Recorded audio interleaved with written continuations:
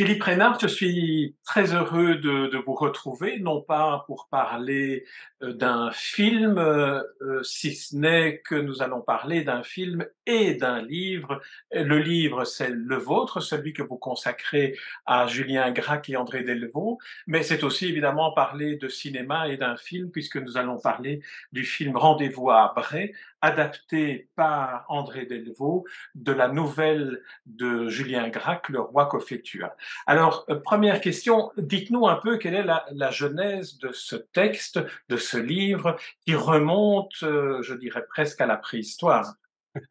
En tout cas, à ma préhistoire personnelle, certainement. Mais oui, puisque c'est une aventure assez curieuse pour moi, cette publication. Le texte original, qui a été légèrement retravaillé, relu en tout cas, mais pas modifié fondamentalement, à 45 ans, mon cher Jean. Donc, c'est dire que, effectivement, ça date un peu, comme quoi il faut être patient dans la vie. Il s'agit en fait de mon mémoire de fin d'études, en philo et lettres, à l'ULB. Je suivais donc ces études, classiques, hein. Je voulais devenir professeur de français, ce que j'ai été d'ailleurs, pendant quelques années et je m'étais orienté pour faire un mémoire de fin d'études sur Julien Gracq, hem, qui est un auteur qui m'avait beaucoup travaillé depuis mes 1res lectures. J'avais découvert le château d'Argol alors que j'étais encore adolescent et voilà, il y avait une telle puissance dans cette langue que ça m'avait fasciné et donc je préparais très consciencieusement un mémoire de fin d'études sur le thème de la triangulation du couple dans, les fictions de Julien Gracq, les romans et puis voilà, c'est pratiquement un accident de la vie, mais accident on peut plus bénéfique, qui fait que j'ai réorienté mon travail. Hem, L'année où j'allais, publier ce mémoire, enfin publier, déposer ce mémoire, une publication se ferait 45 ans plus tard, comme on vient de le dire. Mais, Mais l'année où j'allais le déposer à l'université, il s'est passé, un événement notable pour moi, et pour d'autres étudiants. C'est que Adolphe Nisenholck, que vous connaissez bien, voulait du moins déposer sa thèse de doctorat, sa sémiologie de Chaplin, à l'ULB et passer un doctorat donc.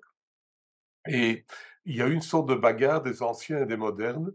Hem, Certains professeurs, en philo et lettres disant: «Mais enfin, Charlot, on va quand même pas, traiter ça en philologie, qu'il aille passer son doctorat, en sciences humaines» et la donc le question étant que le cinéma, à l'époque, n'était pas encore considéré comme un art absolument pas. à plein régime, je dirais, comme l'était la littérature ou la Non, philosophie. il y avait vraiment en France, que Vincennes, hein, qui avait ouvert une faculté consacrée au cinéma. Donc en Belgique, ça n'existait pas. Ou alors il fallait faire une école de cinéma, ce qui était tout à fait autre chose.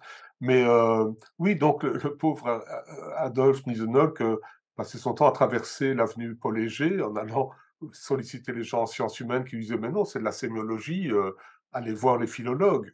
Et donc il y a eu, ce qui semble un petit peu, surréaliste aujourd'hui avec le recul, mais il y a eu un mouvement de protestation des étudiants. On a menacé d'occuper la faculté si, Nijenok ne pouvait pas y déposer son doctorat. On faisait ça à l'époque, hein, c'était la fin des années 70 Et votre et mémoire, ça s'est inscrit dans le fond comme un précédent, de ah l'entrée oui, du cinéma, parce que c'est au début des oui, années oui, oui. 70, Donc il a pu, hein, il y a un happy end à cette histoire. Donc, Adolphe Nisenholck a présenté brillamment, son doctorat et donc parmi les gens qui l'avaient soutenu, il y avait mon directeur de mémoire, Maurice-Jean Lefebvre, lui-même écrivain, un personnage extrêmement attachant, sémiologue et qui m'a complètement piégé. C'est-à-dire que, c'était au mois d'avril, j'étais sur le point de terminer mon mémoire et il m'a reçu pour un dernier entretien avant le dépôt Entretien au cours duquel ils me disent quand même formidable que Nisenolk ait pu déposer son doctorat. Ben, je dis oui, formidable. Ah, mais vous y êtes pour beaucoup, les étudiants. C'était bien cette solidarité. Euh, il faudrait vraiment qu'un étudiant dépose un mémoire sur le cinéma cette année, n'est-ce pas? Et je dis ah oui, ça serait formidable. Vous, Reinhardt, comment moi? J'ai pratiquement terminé mon travail sur Julien Gracq. Il me dit, ben oui, mais vous savez quand même qu'André Delvaux vient de consacrer un film à une adaptation de Gracq, qui était donc son fameux Rendez-vous à Bré, qui avait quelques années hein, à peine. Euh, C'était tourné et, en et- 1971, oui, 72. c'est ça. Oui, oui. Donc, donc j'étais complètement piégé parce que j'ignorais la chose, figurez-vous. Moi, j'étais pas un très grand cinéphile. Je suis issu d'un milieu protestant où on n'allait pas au cinéma. Alors, à cet âge-là, j'avais quand même découvert les qualités du septième art, mais je n'avais pas de culture du cinéma. Et donc, j'ai essayé de me réfugier derrière ça en disant, oui, mais vous savez, je n'ai pas une grande habitude d'analyser des films. Ah, pas de problème, m'a dit Lefebvre. Euh, J'appelle Ledoux, il va vous montrer le film, hein, Jacques Alors, Ledoux, Ledoux, c'est le acteur de la conservateur de Cinémathèque. la Cinémathèque de Bruxelles. Et je vais vous mettre en rapport avec André Delvaux, parce que rien à l'époque d'un peu costaud n'avait été écrit sur Delvaux. Donc, c'est vrai que j'ai découvert plus tard que André Delvaux était plutôt content que quelqu'un essaie de faire un travail un peu. Il y avait eu des articles évidemment, mais pas de publication Ouais. sérieuse, je dirais. Et Alors, voilà, alors l'affaire s'est retournée comme ça. voilà, alors on va entrer dans le livre. Alors, est-ce qu'on peut dire que le livre se compose de 4 parties? Une préface de votre éditeur que je vais interviewer par ailleurs, donc il développera un peu ce qu'il a souhaité mettre en évidence dans la préface, notamment l'importance qu'il y avait pour lui, éditeur, que vous n'ayez pas modifié le texte de Oui, 1971 pour ne pas l'actualiser et oui. finalement en faire quelque chose qui serait d'aujourd'hui et d'hier en même temps. Est-ce que vous étiez d'accord avec Je dois tout à mon éditeur dans cette aventure. C'est en fait Richard Miller, puisque c'est de lui qu'il s'agit, a fait un travail incroyable il y a 3 ou 4 ans de cela. La fille d'André Delvaux, Catherine Delvaux, lui avait confié les carnets de son père. Et ces carnets écrits avec sa petite écriture on voit de derrière vous? goutte, hein, voilà. On voit derrière vous d'ailleurs, oui, on reviendra. Et qui étaient des carnets écrits au fil du temps, donc sans une ligne directrice. Et Richard a fait vraiment un travail d'édition, je dirais presque de montage, c'est comme ça qu'on dirait dans le cinéma, Ouais. en recréant des chapitres, l'un sur le temps, l'autre sur la musique, l'autre sur le cinéma. Et donc c'est un travail vraiment de bénédictin, mais magnifique. Le recueil des carnets d'André Delvaux est vraiment quelque chose de remarquable. Et c'est ce faisant qu'il a appris que moi j'avais fait un mémoire sur Delvaux et Gracq. Et donc, Richard ayant de la suite dans les idées, il m'a dit à un moment, il faudrait publier. Moi, j'ai dit, écoute, c'est un texte un peu ancien, il faudrait d'abord que je le relise. Puis finalement, en le relisant, je me suis aperçu que je ne reniais rien. Certains passages ont vieilli, surtout les notes de bas de page, qui sont indispensables évidemment dans un Sont travail un airbag pour d'universitaire. l'étudiant, hein. Voilà. Et c'est finalement ce qui date le plus le texte, parce Ouais. que forcément, les références sont les références au sémiologue du cinéma, qui était une science toute naissante, hein. C'est au début des années 70 que apparaissent les Christian Metz et autres. Donc c'est vrai que Jean Ricardou aussi. Jean-Ricardo, Donc alors les moi je trouve, références, les on trouve, références sont datées. oui, alors on trouve des références aussi assez étonnantes comme celle à André Berthommieux, dont j'ai découvert qu'il avait réalisé 60 films, mais surtout qu'il a écrit une grammaire du cinéma qui n'a pas été rééditée depuis sa première parution. Et en vous lisant, on aurait envie de pouvoir la consulter Oui, aussi, pour voir oui, comment oui. on écrivait sur le cinéma à l'époque. Oui, oui, c'est ça. C'est évidemment un ouvrage qui a extrêmement vieilli, que moi j'ai trouvé à la bibliothèque de l'ULB, hein, parce qu'on trouvait tout à la bibliothèque de l'ULB. Euh, mais que oui, que je citais un peu presque en contre-exemple, hein, parce que il y avait dans cette idée de grammaire déjà l'idée que le cinéma pouvait être assimilé à un langage. ce qu'il n'est pas vraiment. Je veux dire, voilà. Alors, donc la deuxième partie du livre, c'est votre mémoire de fin d'études en philo et lettres. La troisième partie, c'est une lettre d'André Delvaux très, très développée qui répond à une série de questions que vous lui posez à la manière d'André Delvaux, c'est-à-dire en allant dans le détail de tout ce que peut contenir la question et de tout ce que peut risquer sa réponse, en quelque sorte. Alors, notamment, il évoque le fait qu'il s'agit pour lui de trouver non pas un autre langage qui serait comparable au langage littéraire, mais vraiment de faire ce que Julien Gracq appelle par ailleurs une transmutation dans la lettre qu'il vous écrit, qui est la quatrième partie du livre, la transmutation. Alors peut-être que là on peut entrer dans le vif du sujet. Qu'est-ce qu'une adaptation d'une nouvelle comme celle d'un immense écrivain comme Julien Gracq, c'est-à-dire un écrivain qui travaille sa langue, vers un film d'un cinéaste aussi pointilleux et précis qu'André Delvaux. Ben, d'abord dire que c'est vrai que j'ai eu la chance de pouvoir échanger la correspondance avec les 2 personnes que j'étudiais, puisque tous les 2 étaient encore là à l'époque et que tous les 2 ont vraiment pris le temps de répondre à cet étudiant balbutiant qui qui manipulait des notions, que lui-même ne maîtrisait pas toujours, parfaitement.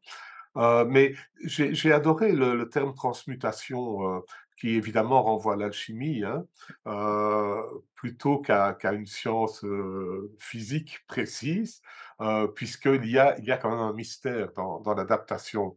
Delvaux cultivait d'ailleurs cette volonté, de même que Gracq, même Gracq quand il écrit. Heu et ça, c'est amusant parce que dans un entretien que vous avez eu avec Jacques de Decker, j'ai appris donc que Gracq, ne se souvenait pas très précisément du tableau Le Roi Cophetua, qui est Absolument. pourtant le titre de sa nouvelle. Il n'avait pas revu et donc il se trompe. Il pense que c'était un tableau horizontal alors qu'il était vertical et on apprend même dans Lettrine, un de ses ouvrages de notes, qu'il avait le souvenir que la robe de la reine, enfin l'esclave, devenue reine, était blanche alors qu'elle est noire dans le tableau. Heu, Parallèlement à ceci, on peut d'ailleurs Ce dire sont que des transmutations aussi. transmutation aussi, mais on peut aussi dire que dans la lettre la longue lettre que vous répond André Delvaux, il dit aussi qu'il y a une partie de son travail qui s'est fait juste après la lecture du livre de Gracq, et puis qu'après il a voulu l'oublier Oui, pour travailler à partir de ce que lui avait envie de faire. il y a eu un incroyable, rapport de confiance entre les 2. Heu, D'ailleurs, dans l'entretien avec De Decker aussi, De Decker rapporte que, Greg voulait pas aller sur le tournage. Il a fini par y aller une fois, parce qu'il voulait voir la Fougeray. Ça l'intéressait de voir le bâtiment qui avait été choisi pour représenter la Fougeray, la villa donc dans laquelle les personnages se donnent rendez-vous. Et j'étais assez ému parce que au même moment où sortait, ce petit livre, hein, donc la publication de mon mémoire, heu, les éditions Corti viennent de retrouver un texte Ah oui, oui. de Julien Gracq qui s'appelle La Maison et c'est tout à fait étonnant parce que la maison pourrait être la Fougeray. Cette maison qu'il aperçoit, en prenant le train et puis il a trop envie de la voir de plus près et ça m'a évoqué cette visite rendue par Gracq à Delvaux sur le tournage de cette maison qui était une maison délabrée, qui avait été utilisée comme décor de cinéma.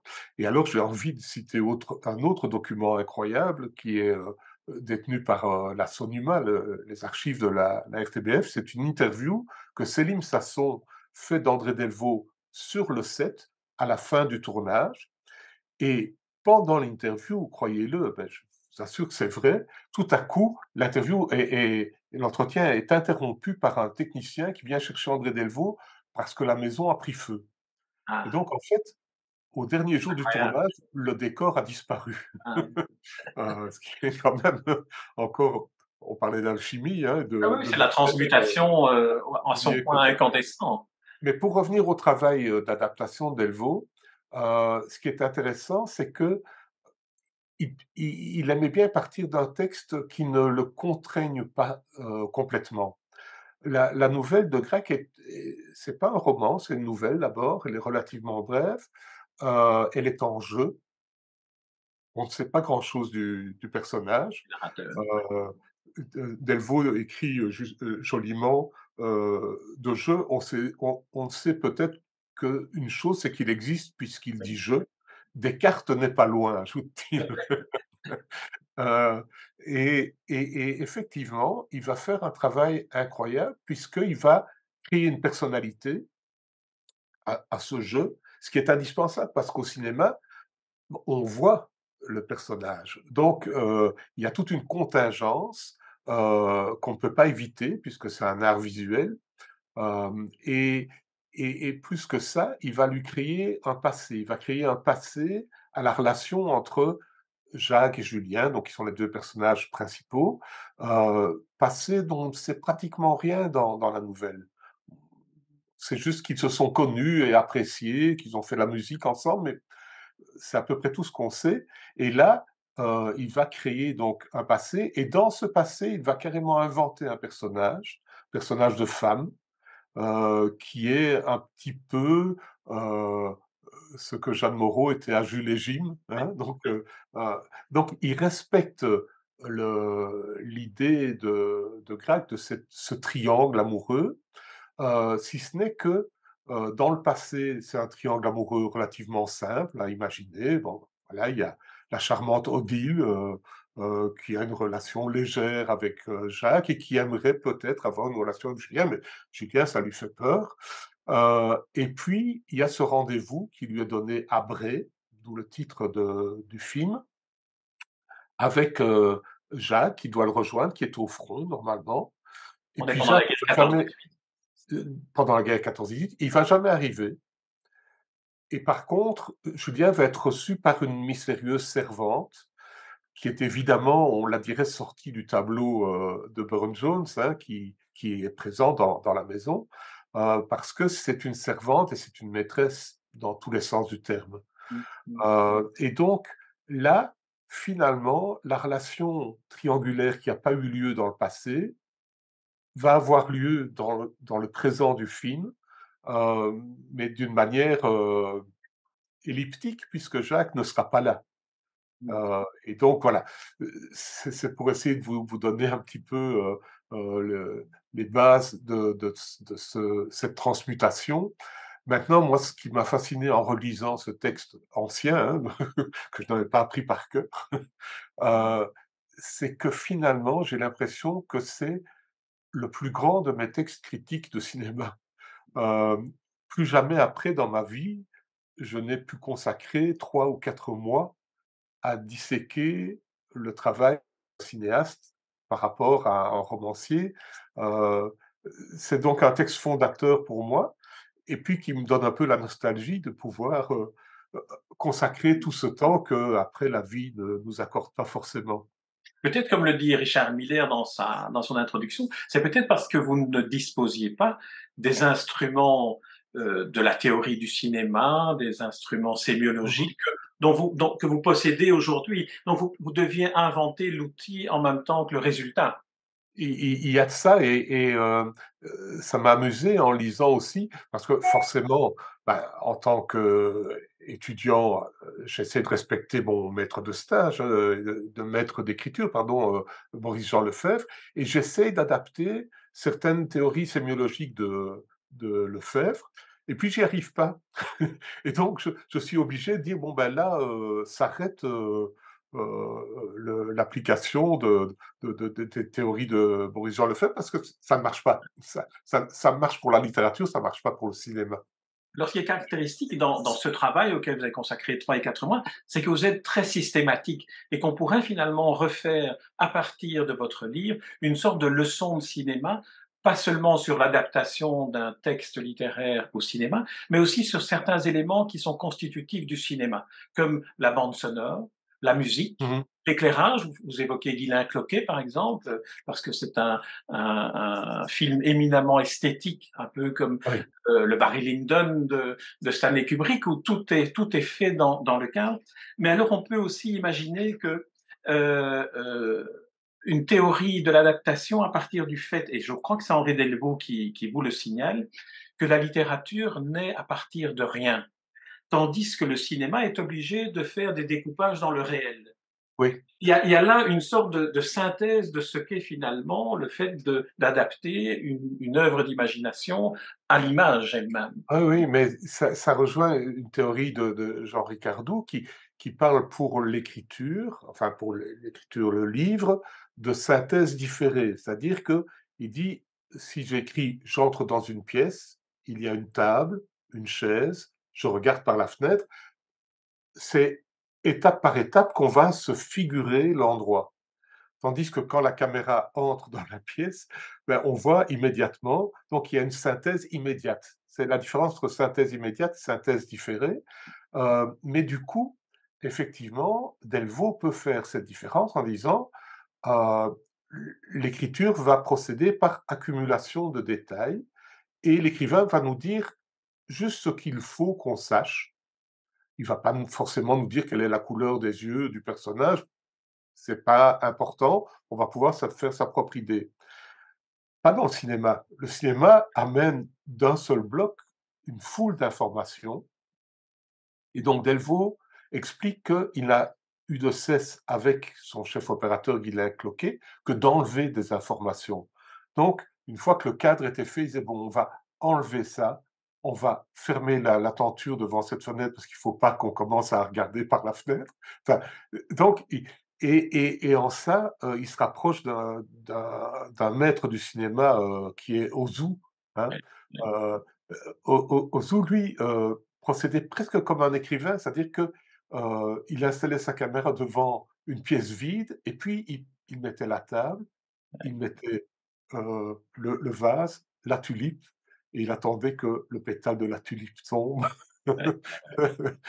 Et donc il y a là une esthétique du dépouillement et donc Delvaux ne va évidemment pas jusque-là, mais lui parle toujours, heu, de travailler par subtraction. Ouais. Alors, c'est peut-être aussi un élément un peu contradictoire avec le fait de partir d'une nouvelle, mais la nouvelle permet à quelqu'un comme André Delvaux, une nouvelle donc qui est plus elliptique, qui ne dit pas tout, qui est une histoire à la limite qui pourrait être inachevée et se reconstituer par la lecture que le lecteur peut en faire. André Delvaux en profite pour lui pour y installer des éléments dont il dit, c'est un peu une confidence inattendue de la part d'un homme aussi réservé, dans laquelle il dit: «Je mets des choses que j'ai vécues, je mets des éléments qui m'ont touché lorsque je les ai lus. J'ajoute de moi-même à l'intérieur Oui, oui, oui, des oui. vides, des creux dans le récit». Oui, oui. Oui, c'est étonnant, hein. En fait, il y a un jeu, de pudeur et d'impudeur, parce que c'est un personnage éminemment pudique Oui, et puis de temps en temps, on se rend compte qu'il est en train de nous dire quelque chose d'énorme sur sa vie, sur, la manière dont il voit le monde, dont il voit les femmes. Heu, il y a par exemple une petite signature, j'allais dire à la Hitchcock, mais enfin c'est moins voyant que que les passages, du gros Alfred dans ce oui, film. C'est qu'à un moment, heu, il y a un personnage de femme dont on parle peu, mais qui est important, en tout cas aussi aux yeux de Julien Gracq, c'est qu'il y a la femme, je dirais, offerte qui est Odile. Il y a la femme défendue, qui ne porte pas de nom d'ailleurs, qui est elle, la servante et puis il y a une petite fille. Alors la petite fille forcément, elle est loin, hein, elle n'est pas dans une relation charnelle avec les personnages, et elle est presque géométrisée parce que la seule fois où on la voit, cette petite fille qui joue dans la cour de l'immeuble où vit Julien, c'est tout à fait à la verticale, dans un plan d'ailleurs qui est impossible. Si le personnage avait voulu se mettre à la verticale, il serait tombé dans la cour, donc c'est bien la caméra qui l'a cloqué et on voit cette petite fille qui joue à la marelle et c'est un plan magnifique parce que chaque fois qu'elle tourne sur elle-même, sa jupe, se mmh, soulève et s'abaisse. On dirait une fleur qui éclot. Mais déjà ce plan est magnifique. Mais alors, je l'ai appris en parlant avec André Delvaux, la voix de la petite fille qu'on entend chanter, c'est sa propre fille, c'est Catherine. Et ça, ben, on peut pas pour un père, on peut pas mettre plus dans un film, ouais. quelque chose de personnel que la voix de sa petite fille.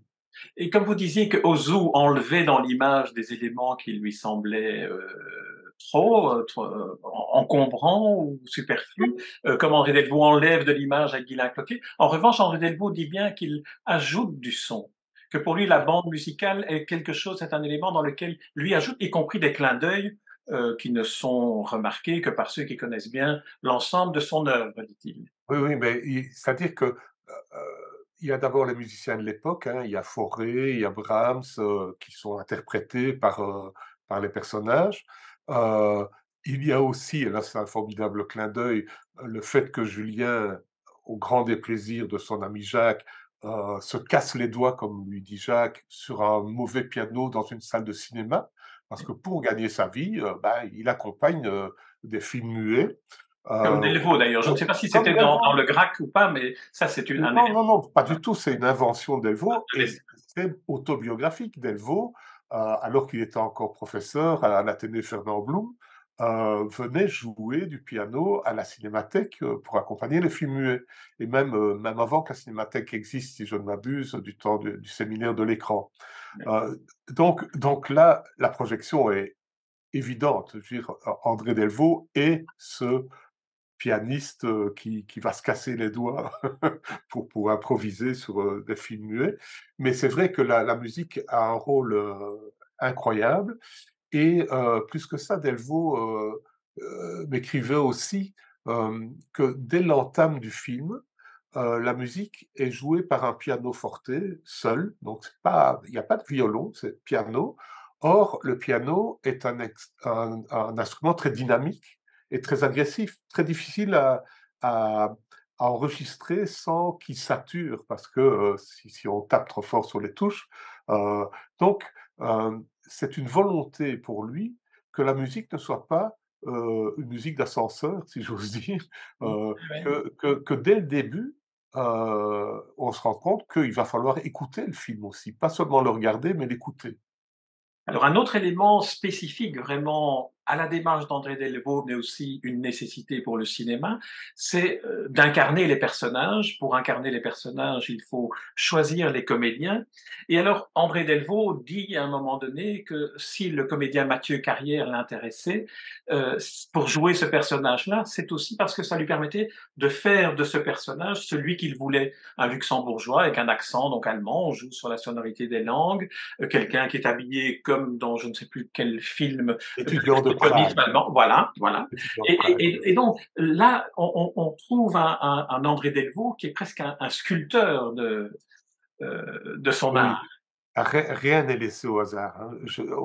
Enfin, on a mis un petit cahier photo dans le livre, qui n'est pas un album photo, mais un petit cahier qui reprend une quinzaine de photos. Euh, J'étais content de trouver dans les archives que Catherine Delvaux conserve religieusement, des essais costumes. Parce que, effectivement, le pull de Mathieu Carrière, la longue écharpe qui est nouée autour de son cou, lui donne oui, il lui donne une allure que Delvaux a dessinée vraiment. Et d'ailleurs, comme je m'extasiais devant cette photo en disant, Catherine, ah, celle-là, je veux la mettre dans le bouquin, plus incroyable que ça, elle a sorti d'une armoire un emballage hermétique avec dedans le pull. Ah, Parce que ah, André ah oui, oui, gardait, oui. gardait les éléments du film, c'est ce qui est tout à fait extraordinaire. Si je peux me permettre une petite anecdote, il y a dans les films qui précèdent, donc dans L'homme Un au soir crâne rasé, un soir un Un train. soir un train, et déjà, je pense, dans le mot crâne rasé, il y a une main moyenâgeuse qui est une petite sculpture vient probablement d'une statue qui donnait la bénédiction, on ne sait pas, mais il y a juste la main sur un petit socle. Et cette main, on la retrouve dans les trois films, elle est aussi dans Rendez-vous à Bray. Et puis, comme je vous disais tout à l'heure, le décor a brûlé. Et dans le film suivant, on retrouve cette main calcinée, parce Ah que oui, brûlée, mais la récupérer quand même. Et ça, c'est des clins d'yeux, ouais, ouais, c'est presque fétichiste, hein. ouais. C'est comme le triangle d'ailleurs que l'on retrouve aussi dans Oui, le film, dont le titre m'échappe maintenant, la avec femme entre Marie-Christine chien et loup, Barrault. Voilà, Femme femme entre entre chien et chien et loup. loup, bah On oui. retrouve finalement une architecture, Oui, oui, presque tout à fait, identique, comme tout s'il voulait à fait. explorer jusqu'au bout ce que lui permettait de dire ou de faire entendre, Oui, oui. la triangulation. Alors, on arrive au terme de cet entretien, Philippe Ménard. J'aimerais que vous disiez un mot peut-être sur la relation que vous avez eue avec Julien Gracq cette fois-ci, ce courrier qu'il vous envoie et ce que ça vous a donné comme émotion de recevoir une lettre de Alors, Julien Gracq quand même. en fait, pour moi, c'était inimaginable. Je veux dire, j'avais une telle estime de cet écrivain et je savais aussi à quel point il était farouche, hein. Rappelons que c'est le premier écrivain à avoir refusé, le Goncourt, hein, attitude qui justifie dans la littérature à l'estomac, en Absolument. expliquant qu'il veut pas de tout ça et il était extrêmement, discret. Enfin, je veux dire, c'est quelqu'un qui n'a jamais paradé, il a donné très peu d'entretiens finalement, hem et donc heu, j'avais été le voir, il était venu à Bruxelles, donner une conférence, au Palais des Beaux-Arts, et bon, fatalement, j'y avais été et j'avais eu l'occasion d'échanger quelques mots avec lui et d'ailleurs dans le courrier, il regrette qu'on n'ait pas pu, pousser plus loin la conversation, heu, ce qui est évidemment inimaginable que lui regrette, que moi je regrette Ouais, ouais, ouais, évidemment ouais, ouais. et donc je lui ai envoyé le mémoire un peu en tremblant parce que, je sais qu'il avait quand même eu quelques difficultés avec le film. Pas Mmh. avec le travail d'André Delvaux, mais il a un texte, un petit peu dur dans Lettrines où il dit, «Tout est là dans le film, mais un peu comme dans un potage déshydraté qu'on aurait remis dans l'eau, la petite feuille de cerfeuil». Ouais, ouais. Bon et puis, il s'habitue et alors, il y a ce courrier que j'ai publié là et puis il y en a 2 autres, qui n'avaient pas leur, lieu d'être dans ce livre-ci, mais parce que, à la mort d'André Delvaux, Richard Miller déjà, qui était ministre de la Culture, a décidé de financer, la mise en DVD, des films d'André Delvaux, qui n'avait pas été fait jusque-là. Et donc, j'ai été appelé, et avec Catherine, on a opté pour faire le premier DVD serait Rendez-vous à Bray parce que nous savions tous les 2 que c'était le film le plus heureux d'André. Pas forcément le plus abouti, mais celui qu'il avait le plus aimé faire. Et Mmh. donc voilà, on est parti sur, Rendez-vous à Bray et donc quand le coffret DVD est sorti, je l'ai envoyé bien entendu à Julien Gracq qui lui était encore de ce monde, s'était replié dans sa campagne, heu et la lettre qu'il m'a adressée à ce moment-là est extrêmement touchante parce qu'il me dit que, ah là là, il a reçu le coffret et qu'il le trouve magnifique, qu'évidemment il n'a pas pu encore regarder le DVD et tout à coup, je me suis rendu compte qu'il n'avait évidemment ni téléviseur, ni lecteur Ah de oui. DVD. Donc il était trop gentil de Ouais, me dire que le coffret était magnifique, il avait regardé l'extérieur. Mais voilà, mais non, c'était magnifique d'avoir le contact avec ces 2 hommes qui ont changé ma vie, hein. ouais, ouais. Eh bien, mais Donc écoutez, je ne peux que recommander à ceux qui nous écoutent de se procurer ce livre qui permet de se plonger dans l'histoire d'une époque bénie, aussi très heureuse du cinéma belge et apparemment de votre devenir de critique de cinéma et de cinéphile averti. Je vous remercie aussi pour une chose qui est d'avoir évoqué déjà à l'époque le Marginal, numéro spécial que Jacques oui, de Decker avait consacré à Julien Gracq et qui est un numéro ah oui. exceptionnel Oui, oui, tout à fait, qui a été un une écrivain. source, bah, pour moi, ça a été une source magnifique. Eh bien, merci Philippe Reynard et alors à très bientôt pour d'autres Bien films, sûr. d'autres livres. À très bientôt.